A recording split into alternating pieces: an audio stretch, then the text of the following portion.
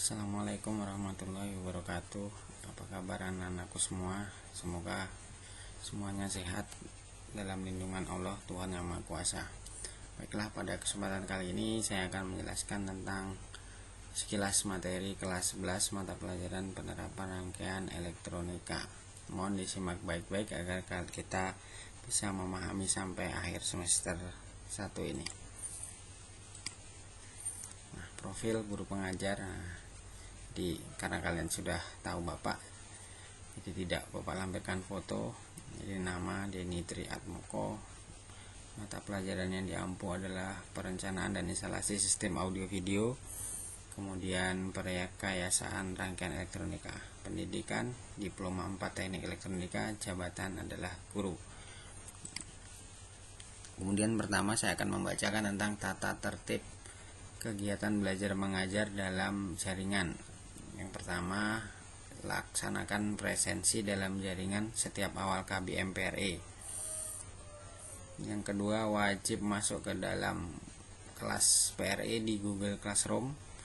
Yang ketiga, mengerjakan tugas yang diberikan dengan sungguh-sungguh, menghindari copy paste, mengumpulkan tugas sesuai waktu yang telah diberikan.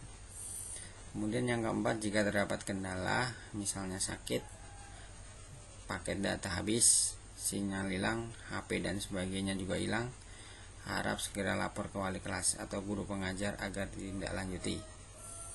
Yang kelima, siswa yang tidak hadir dalam KBM dalam jaringan 2 kali berturut-turut akan dilaporkan ke wali kelas dan guru BP atau BK agar segera ditindaklanjuti dengan pemanggilan orang tua. Saya kira paham ya, jelas. Kemudian ini apa saja yang akan kita pelajari selama 1 semester ini. Jadi ada 7 kompetensi dasar, 7 pasang kompetensi dasar yang akan kita tempuh selama 1 semester. Jadi kita berupaya 7 pasang ini dapat disampaikan dan dapat kalian serap dengan baik. Yang pertama, kompetensi dasar 31 dan 41, yaitu menerapkan komponen FET dan MOSFET sebagai penguat daya, kemudian membuat rangkaian dengan menggunakan FET dan MOSFET sebagai penguat daya. Jadi harus kuat dulu dasar listrik dan elektronika tentang komponen listrik dan elektronika, terutama transistor, untuk menguasai kompetensi 31 dan 41 ini.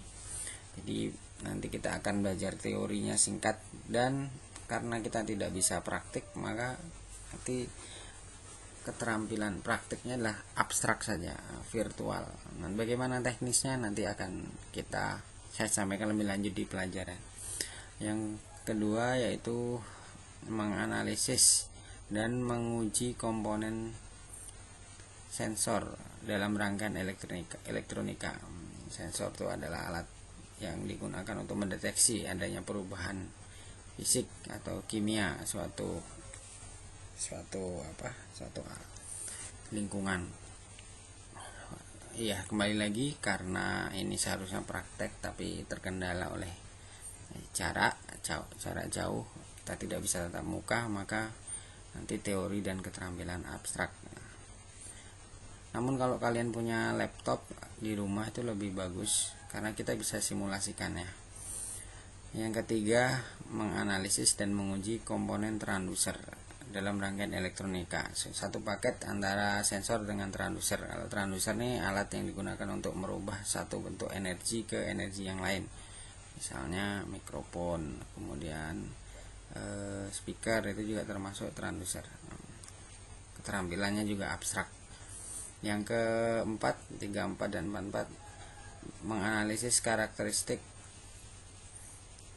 dan menguji karakteristik penguat operasional atau biasa disingkat dengan OP-amp, operational amplifier.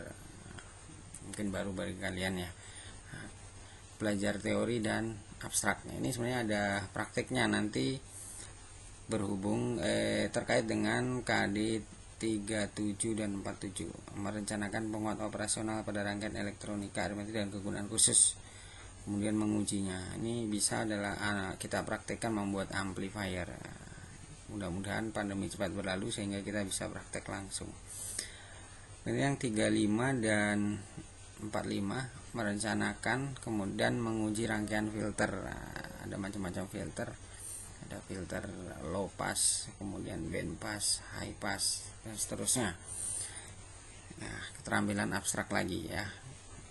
Kemudian yang ke-6 atau 36 menerapkan rangkaian pengatur daya, kemudian mendemonstrasikan pemakaian rangkaian pengatur daya. Ini misalnya tone control ya.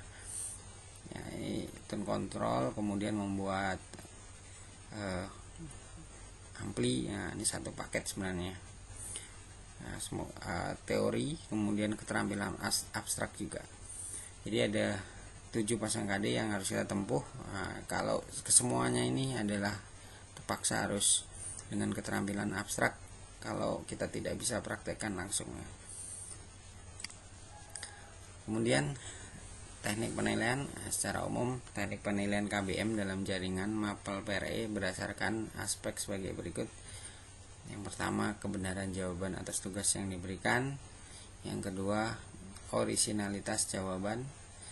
Orisinalitas itu artinya ya jawaban sendiri lah ya, bukan jawaban temannya dikumpul gitu. Kemudian yang ketiga, waktu pengumpulan. Waktu pengumpulan ya usahakan tepat waktu, tidak melewati batas supaya nilai kalian bisa maksimal.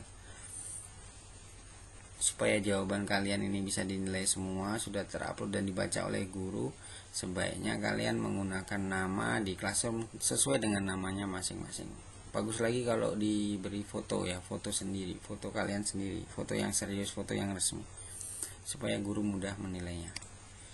Baik, saya kira itu pertemuan pertama kali ini, perkenalan tentang mata pelajaran PRE.